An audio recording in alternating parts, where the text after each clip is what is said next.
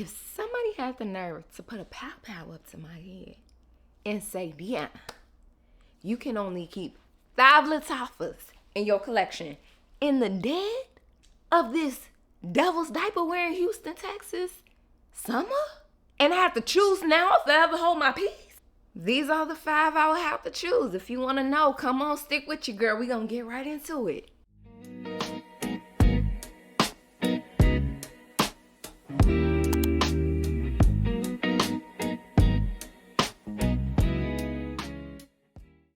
Hello, my love. Welcome back or welcome to my channel.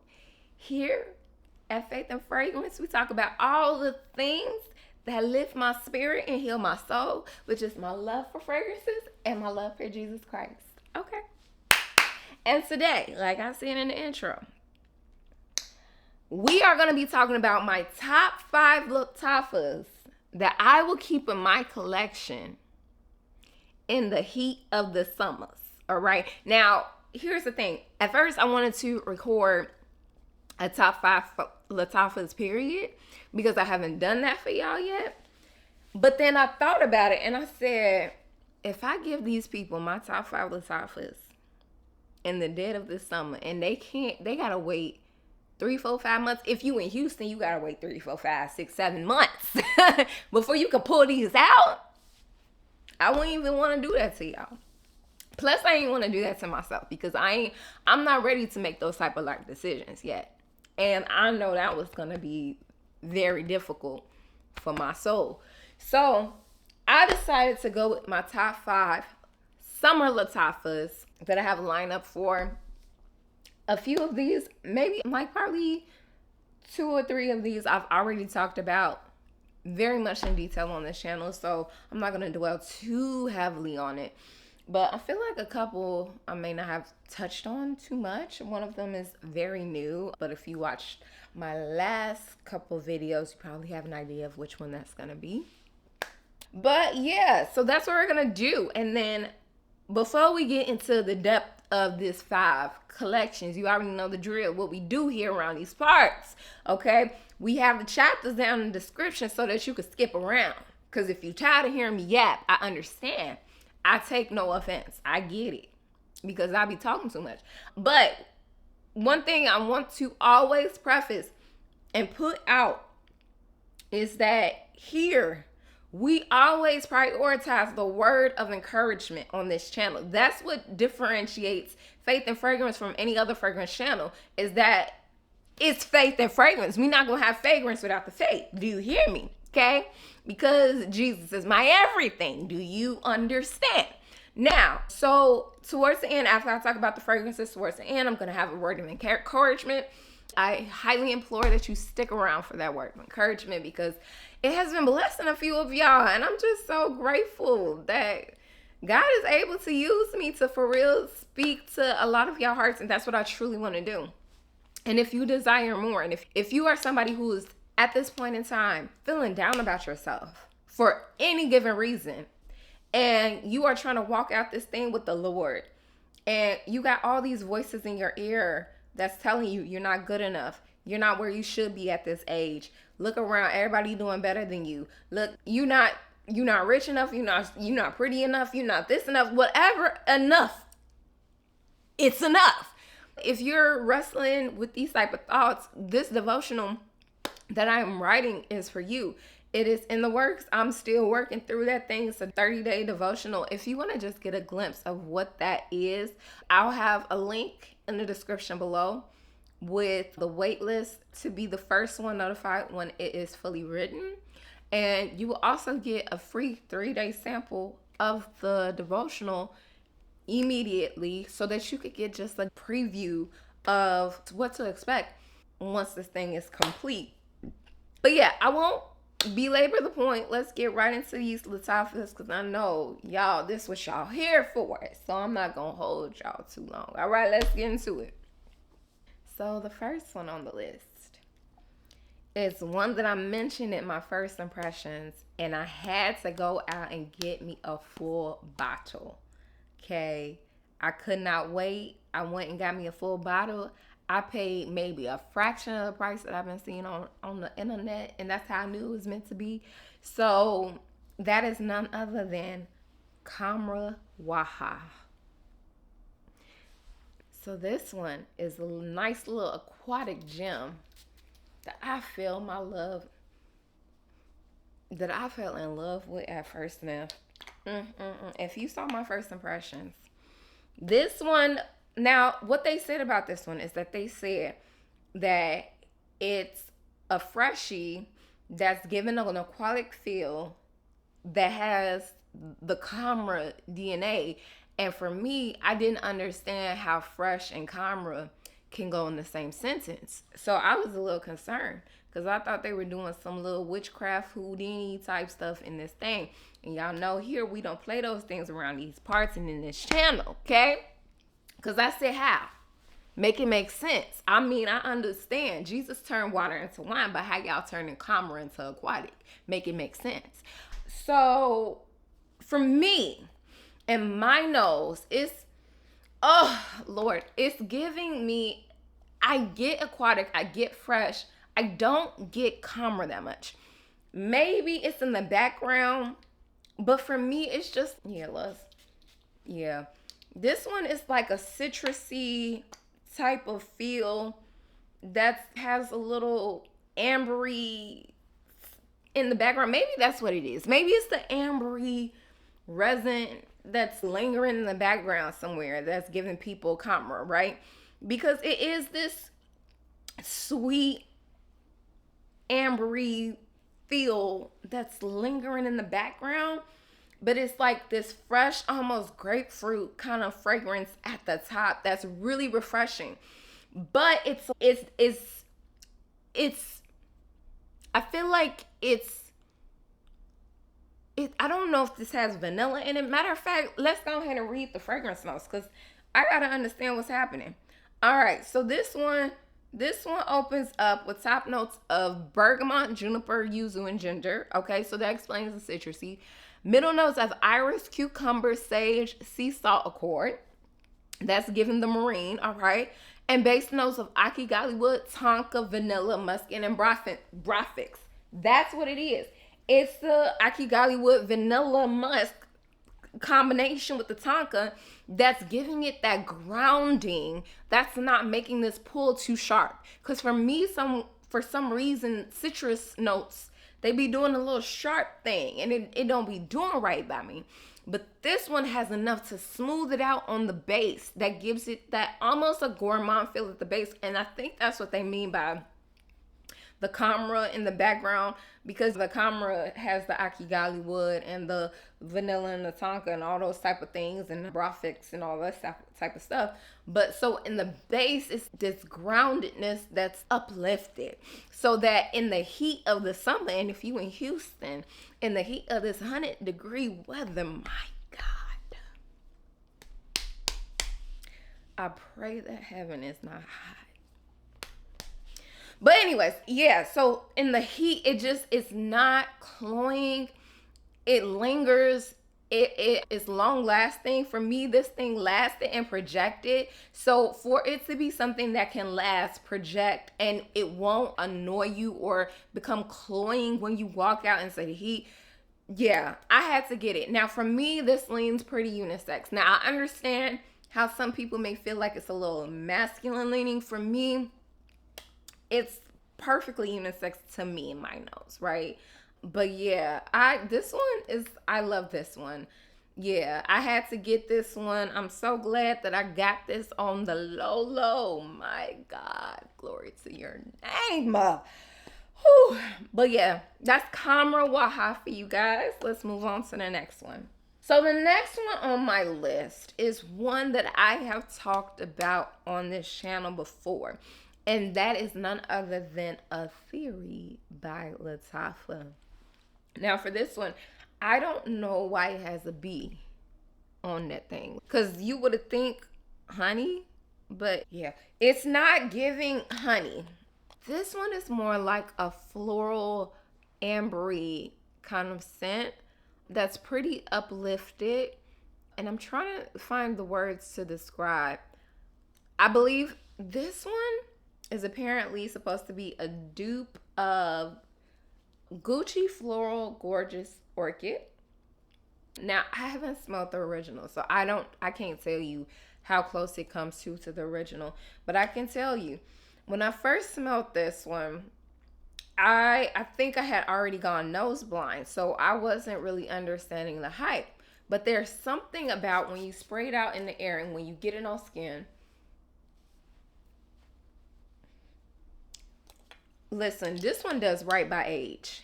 This one does right with some age, honey, because I don't know which one. What does this have in it? Yeah, it has to have some vanilla. I knew it because the way this vanilla is vanilla, like again, vanilla in the base, but it does vanilla right because it's like it has these fruity nuances to it that don't go too sharp because the white florals and the fruits just balance each other out, and they play nice with each other. They act like they part of a choir and they actually want to blend together.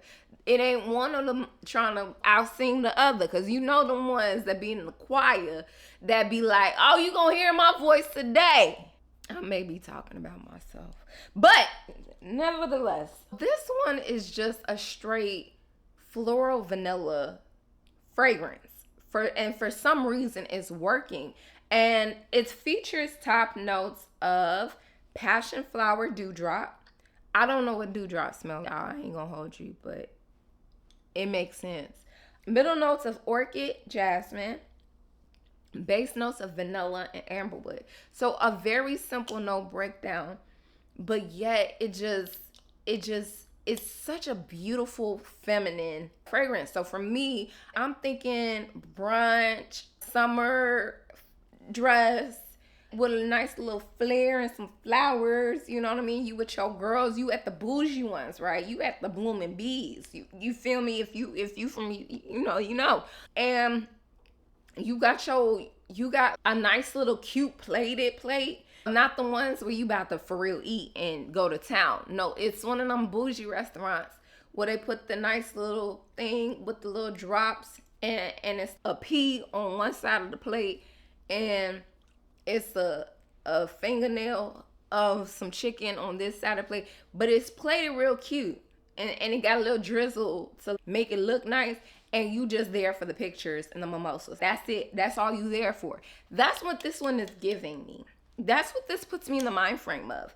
And it's simple and I like it. It's not cloying, but it's beast mode enough that you're gonna get smelled. You're gonna get smelled, okay? They're gonna know you're there. I've gotten compliments on this one. This one is just an easy reach for summer. So yeah, that's Atheeri by Lattafa for me. Let's move on to the next one. Okay, so the next one on the list, actually the next two on the list are part of the same line. And I had to just pick both of them up because I couldn't pick one or the other. Both of them had to go. And in the same line of passion flower, if that's a thing, is that what that was? Passion flower? Yeah.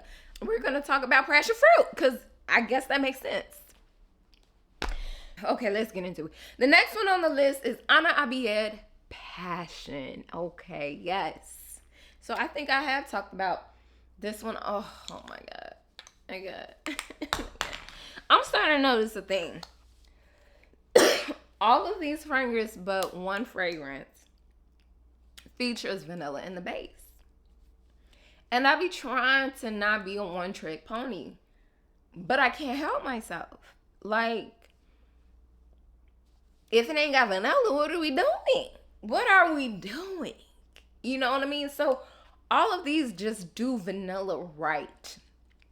And they just play well with my nose and my skin chemistry. I don't know what else to say. Yeah, so this one is no exception to the rule. This one,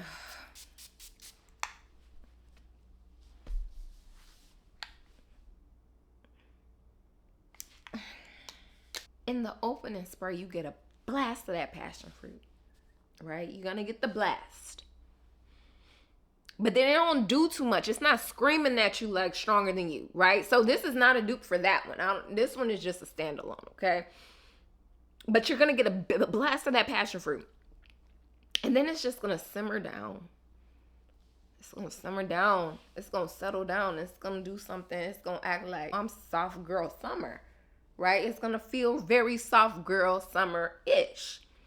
And it's just going to settle, and then you're going to get those vanillas that just round out. It wants to be like this passion fruit vanilla sorbet or something.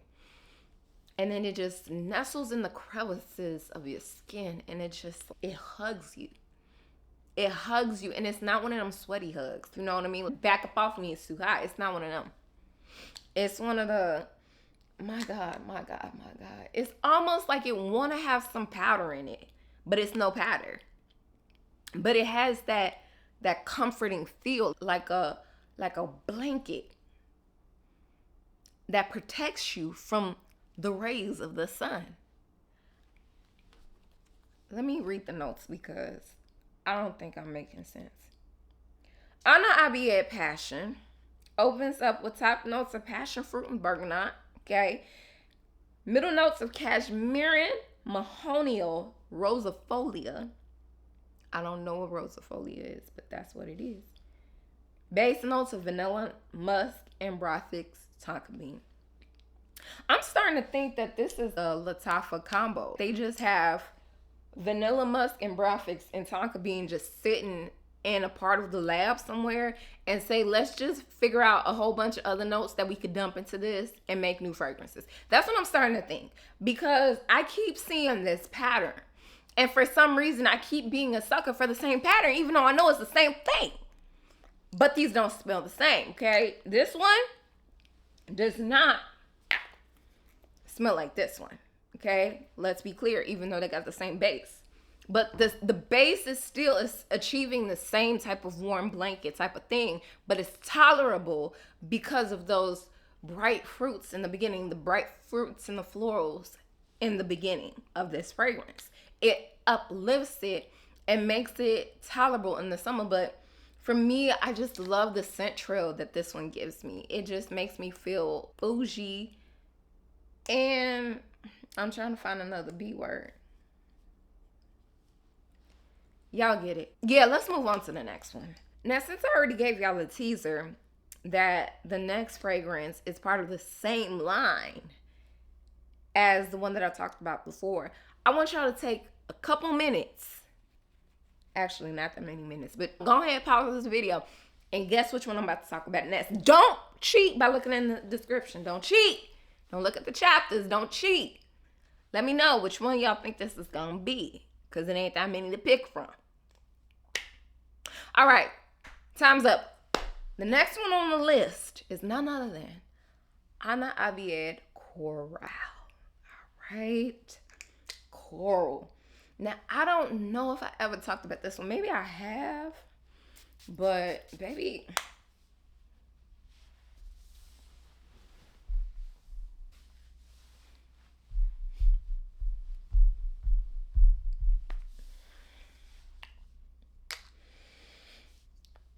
oh my God. Let me give y'all a heads up. If you layer this one with this, had your kids, had your wife, had your husband, had somebody husband, had somebody, I don't know, somebody got had, because, oh my God. And I'm not even a fruity type of girl. But for some reason, the fruits in this one do me right. If I am going to do fruits, I'm going to do tropical fruits. And this one just puts me in the mind frame of something just so vacation-like. I just want to be on somebody's beach, under somebody's sun.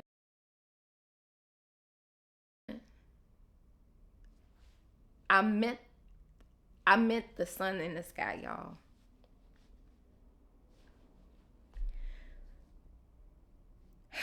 Lord. All right, so let's go ahead and get into the notes of this one. So this one opens up with peach, watermelon, orange, okay? Then it's going to settle in the middle of that thing with coconut, white florals, and then base notes of vanilla, amber, and musk. When I tell you this one is a watermelon coconut vanilla dream. Mm, my God. This one, they say, is duping Room 1015 Wave Child. Now, I smelled that one. I don't think it's like an exact one for one dupe, but it's doing its thing. It stands alone. It does what it needs to do. And this one is doing watermelon, in my opinion, in the best way. It's almost if I keep thinking ice cream because of that vanilla, but it's like this watermelon sorbet with maybe some of that peach in the background. It's the peach for me. Yeah, it's the peach. With a little bit of florals just to make it a little bit enough perfumey so that you feel grown, right?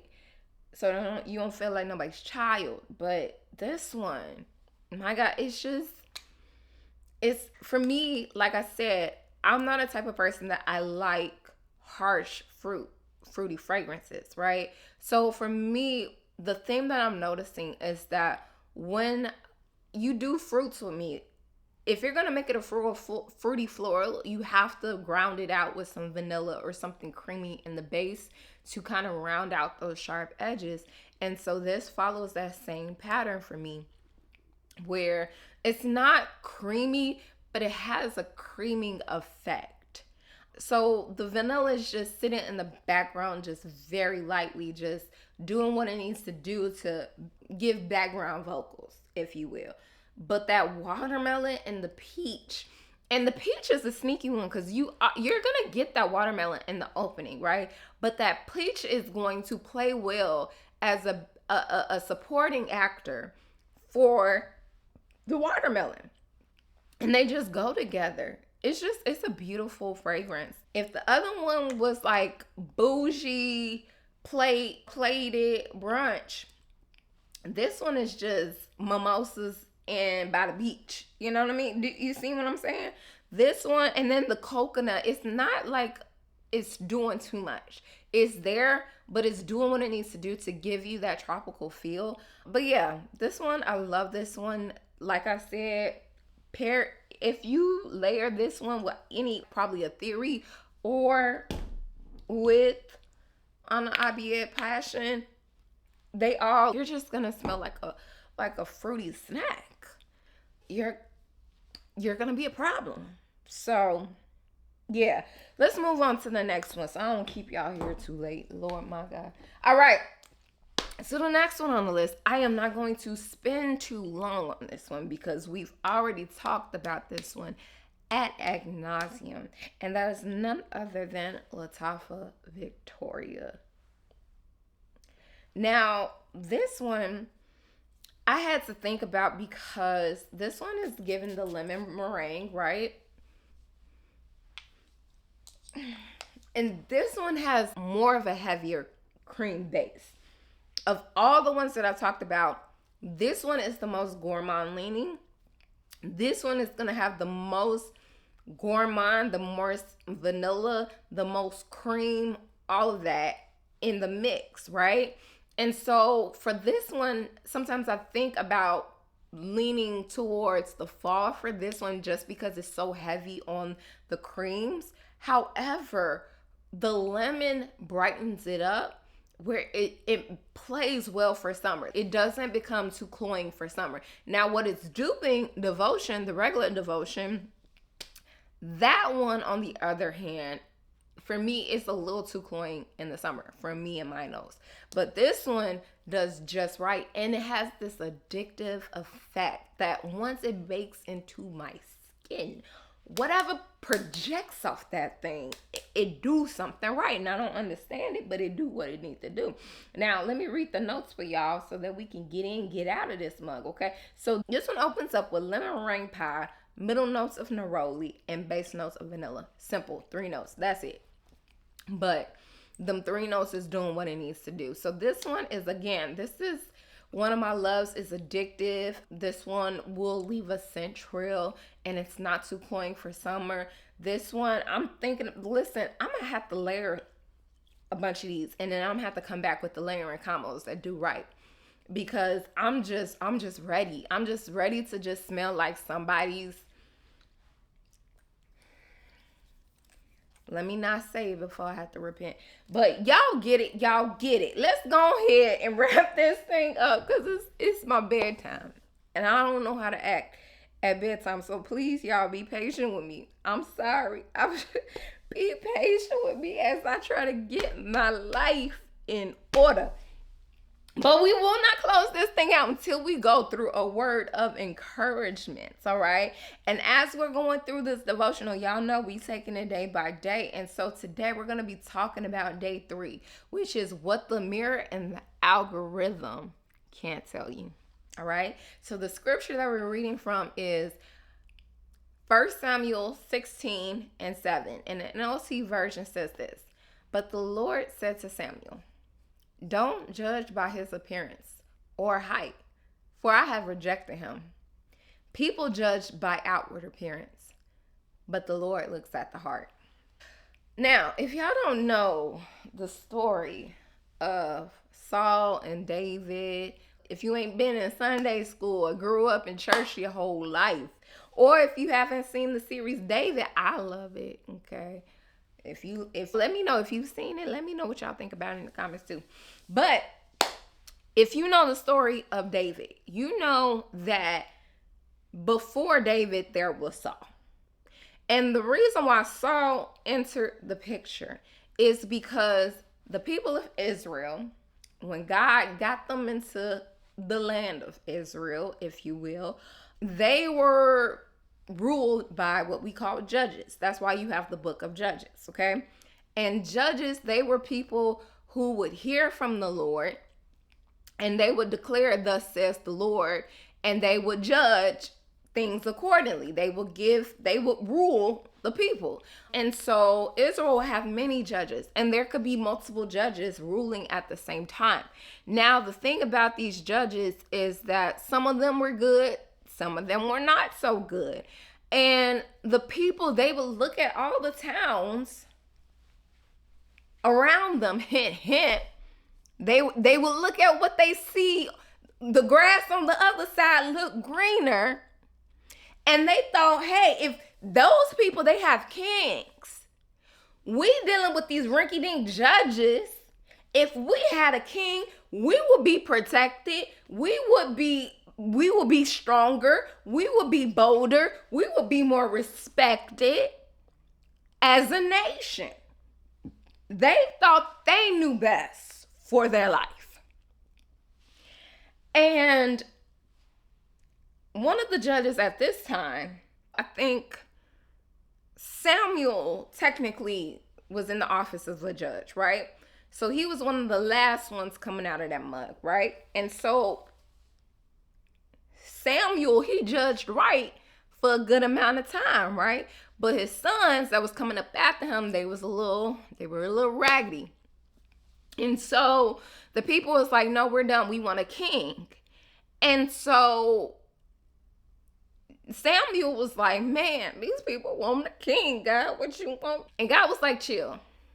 It's all right. They're not rejecting you. They're rejecting me, because I'm the one true king. Hey, I'm the King of Kings. So they don't want to be ruled by me. They want to be ruled by man. But let me tell you what's going to happen when you're ruled by man, okay? He's going to tax you. He going to take your sons.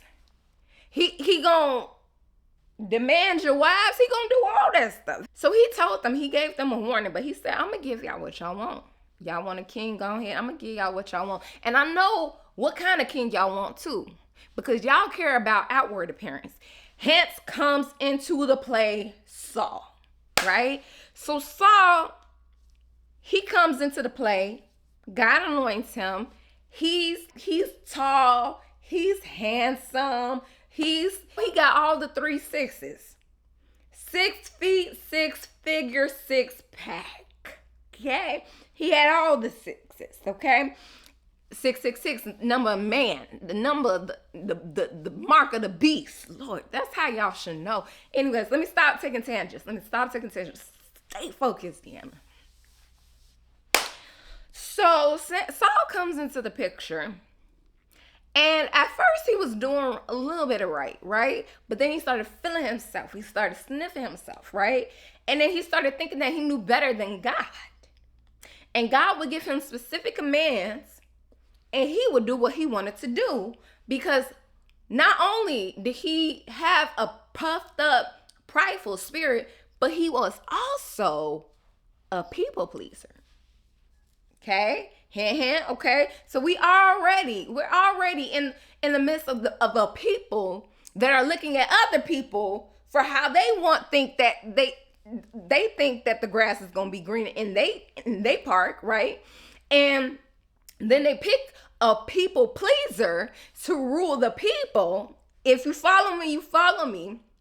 And instead of ruling the people the way that God is instructing him to rule the people, he's ruling the people according to what they think is best for themselves. And then first of all, that got him rejected by God, and God appointed another, right? Who was going to end up being David, who was end up being the best king second to Jesus to ever rule Israel. Do you hear me?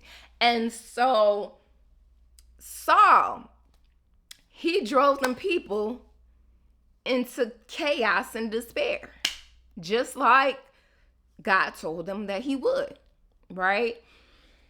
God warned these people what would happen if they got a king. And sure enough, the king that they thought that they wanted, the king that they thought was going to do them right, yeah, sure enough, in the beginning, it was cool until it wasn't. Until all of a sudden, he's paranoid, he's losing his mind, he killing people left and right, sending people into useless wars and having people die off that didn't need to be unalived, you feel me? Out of his ignorance and his lack of wisdom and his haughtiness and prideful spirit, not listening to the Lord. And as a result, they lost people that they didn't need to lose. They lost produce that they didn't need to lose. They lost so much because they wanted what they thought looked appealing, because they were wise in their own eyes and thought that they knew better than God. Now, before we go judging the people of Israel, we need to park. We need to park real quick, come to the side of the curb, and we need to face ourselves. We're not the only ones who looked around at other nations, right? And saw what looked shiny to other people and use that as a barometer of value and worth for ourselves, right? How many of us have looked or heard voices like Kevin Samuel or all these red pill influencers or whatever the case may be, who says your value as a woman is dictated on your waist size, your booty size, and your face card? And man, I'm coming for y'all too. How many of y'all have allowed these people on the internet to tell you that your worth as a man, of your value as a man, is dictated upon how much you make, how tall you are, what you drive, all these things?